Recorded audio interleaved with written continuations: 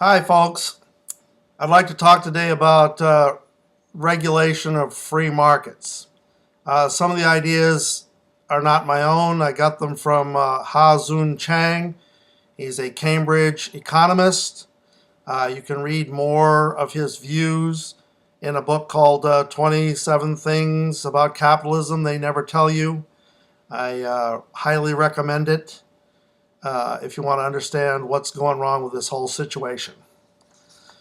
So here we go. I just spent the summer selling bread at farmers markets around town here in Seattle. These markets are as close to the free markets of Adam Smith as you're going to find in this day and age. But that doesn't mean they're actually free of regulation. Every market has its own set of rules that everybody who participates in them has to follow, or either gets fined or thrown out. As an example, for $30, you get a 10 by 10 foot place to put up a tent. You can't put up a tent that's bigger than 10 by 10 without buying another space. You cannot display your goods outside the line of your tent, though particularly the vegetable vendors tend to cheat, and their displays get bigger and bigger as the season goes on until somebody gets on their case about it. You cannot set your tent up anywhere you like. You are assigned a spot. And believe me, not all spots have the same sales potential. A good deal of political wrangling, bitching, and moaning goes into the whole process of spot assignment. Typically, you can't sell before the market opens, and you can't sell after the market closes. In some markets, you're not allowed to hawk your wares. You're not allowed to call out to passing people and tell them what the price is and tell them what you're selling. They have to come over and just find out for themselves. Most markets will not let you leave early, even if you have sold out everything. You have to sit there with your tent up and pretend you're open for business.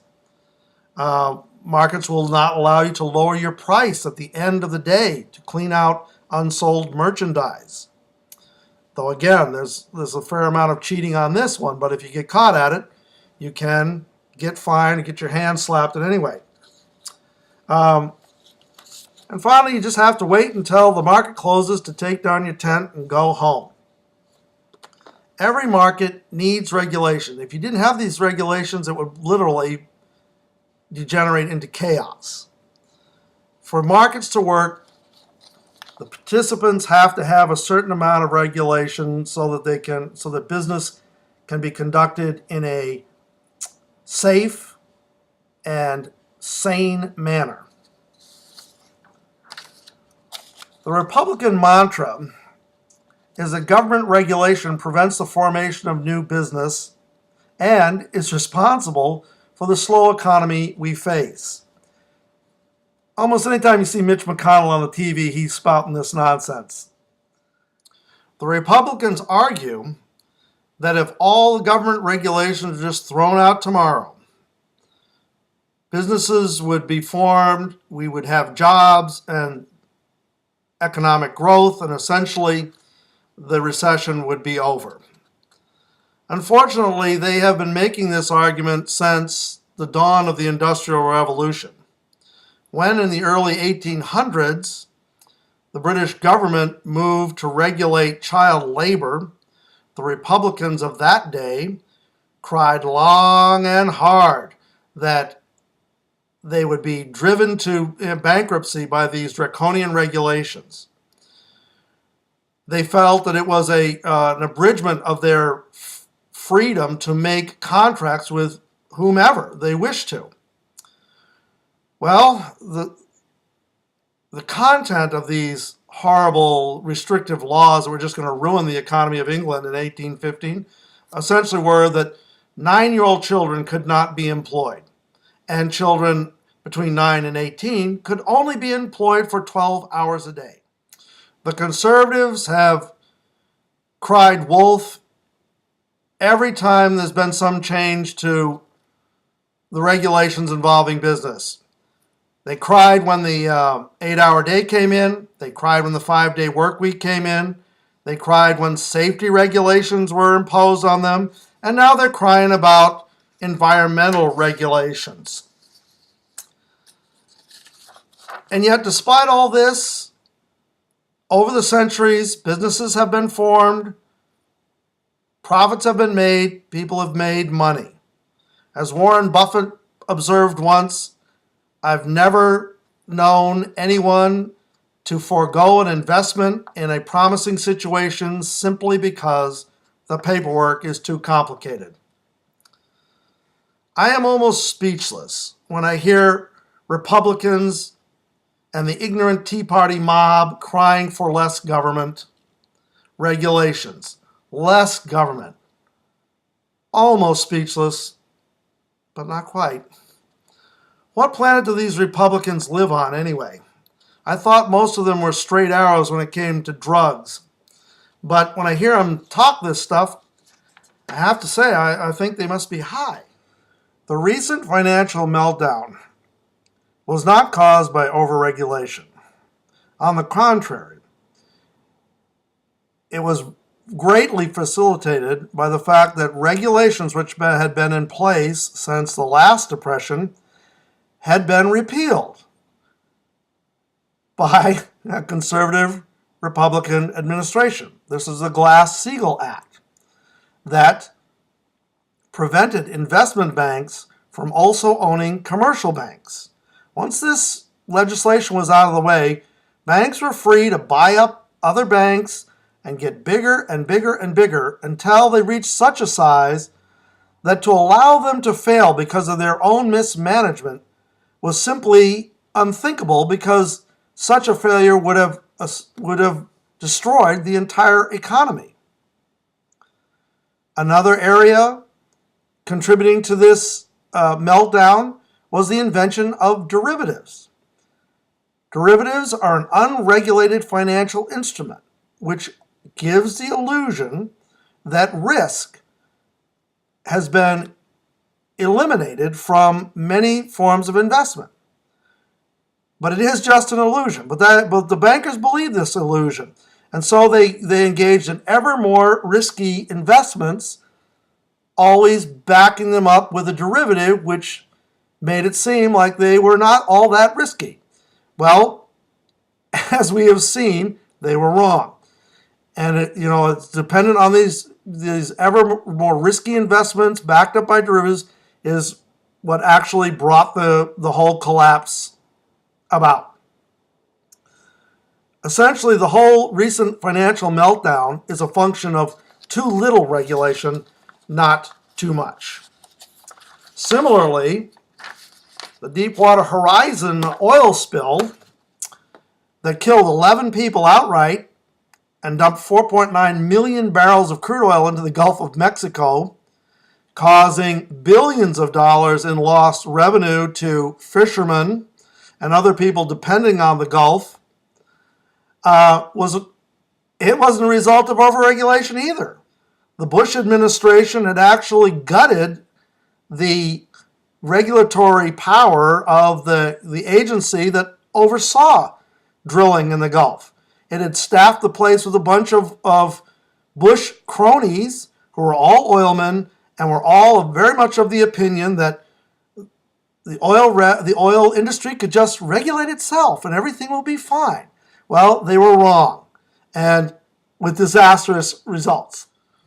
The truth is that without government regulations, large, powerful businesses will always attempt to increase their profits by externalizing some of the costs of doing business.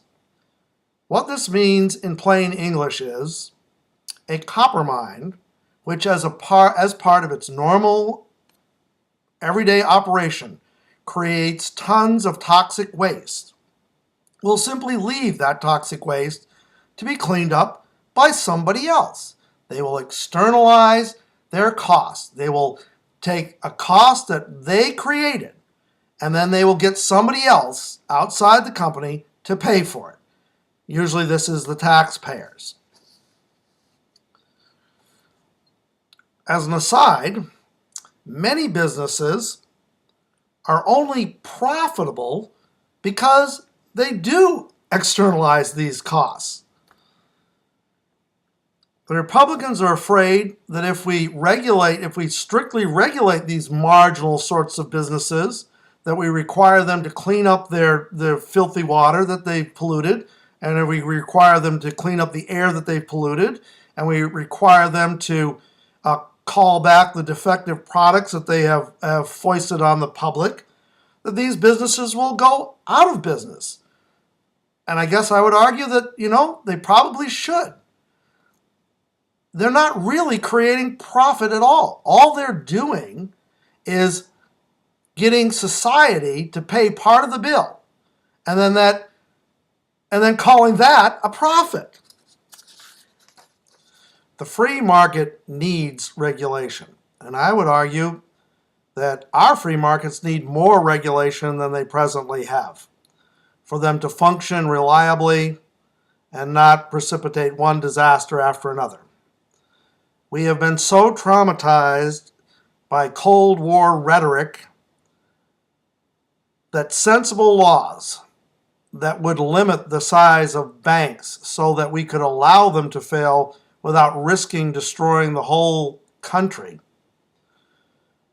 and regulations that would require that new financial instruments be examined by some third party before they were put into place to determine if they were suitable for our system, our economic system, or were essentially just a way of ripping off money.